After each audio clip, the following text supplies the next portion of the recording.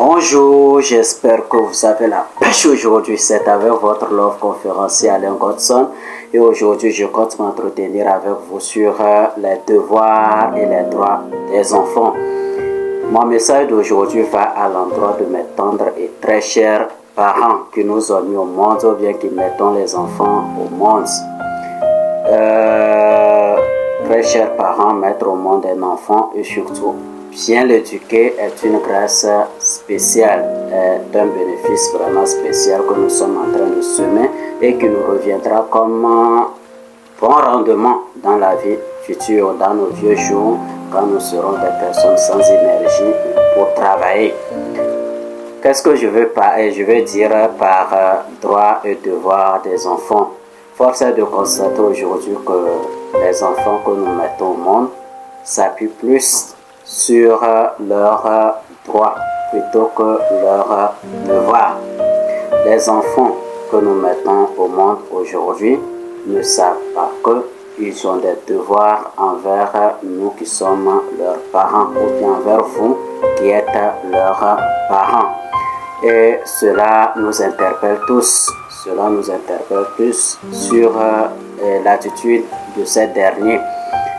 Et franchement parlant, tu mets un enfant au monde qui se réveille, qui ne te salue pas.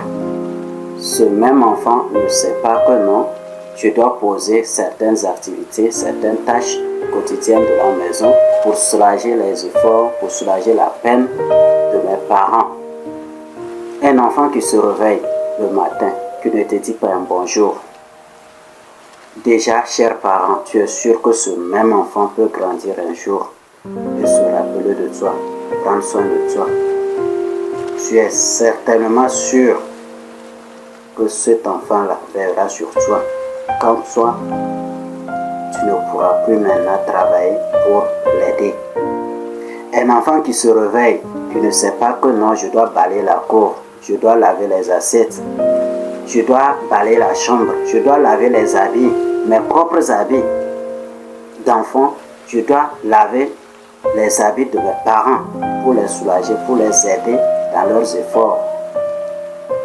Et cela nous passe dans l'inaperçu. Surtout que nous sommes animés d'une affection infernale pour ces derniers, pour nos enfants. Je parle bien de nos enfants. Cela nous passe dans l'inaperçu. On ne se rend pas compte que nous sommes en train de mal éduquer ces enfants qui seront vraiment des poids pour nous dans la vie future. On ne se rend pas compte qu'ils sont en train de déborder, ils sont en train de se dérouter. Et cela nous interpelle tous.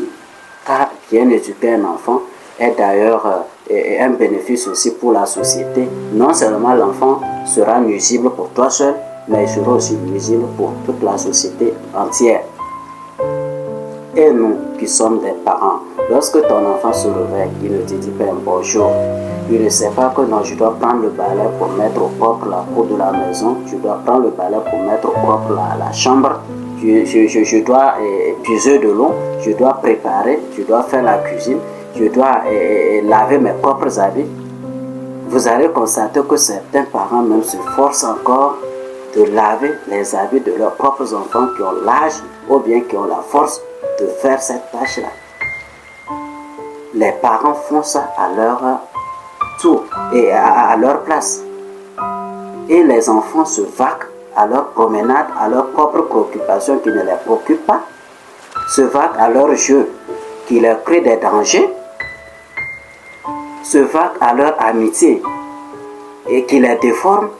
Tout ceci, en tout cas, ne nous dit rien. On ne se rend pas compte que nos enfants prennent vraiment des tournures qui engendront des conséquences qui doivent peser sur eux-mêmes et sur nous, et parents, et sur l'ensemble de la société. Chers parents, réveillons-nous. Nos enfants que nous mettons au monde sont des relèves pour nous et des relèves pour la société dans laquelle nous vivons. Si ces enfants sont bien éduqués, en tout cas, la société sera prospère, la société va se développer et nous, parents, nous allons aussi en bénéficier en retour. Mais si ces enfants, l'éducation est fauchée pour ceux-ci, c'est fini aussi. Mettons-nous en tête qu'un enfant qui est mal éduqué, il n'y a pas un espoir pour lui. Il n'y a pas un espoir que nous aurons comment sur cet enfant-là. Déjà un enfant qui ne te salue pas au bas âge, qui ne sait pas qu'il doit comment t'aider dans tes travaux quotidiens. Ce même enfant, lorsqu'il va grandir, cher parent, tu es sûr, tu es tellement sûr de toi-même que cet enfant-là, quand il sera grand, quand il sera bien assis, il pourra vraiment se retourner pour dire que ah, papa, maman, prends ceci. Papa, maman, prenez ceci. Et vous allez voir que les enfants nous posent plus leurs demandes, nous posent plus leurs besoins, mais ne nous rendent pas des services en retour. Ne savent pas que non, ceci aussi je dois rendre pour soulager la peine de mes parents. Ceci là je dois faire pour diminuer un peu comment l'énergie qu'ils sont en train de déployer pour faire ceci pour mon propre bien. Car nous savons que tous qu'aucun parent ne met son enfant au monde pour vouloir son mal, pour vouloir sa déroute. Non. Tout parent qui met son enfant au monde, ou bien qui souffre pour chercher dans la société, c'est pour le bien-être de ce dernier, c'est pour le bien-être de ses enfants. Du moment où toi, l'enfant, tu te réveilles, tu ne sais pas que non, tes parents font des efforts. Comment toi, l'enfant, tu peux apprendre un jour à se retourner pour les aider ou bien à penser à eux.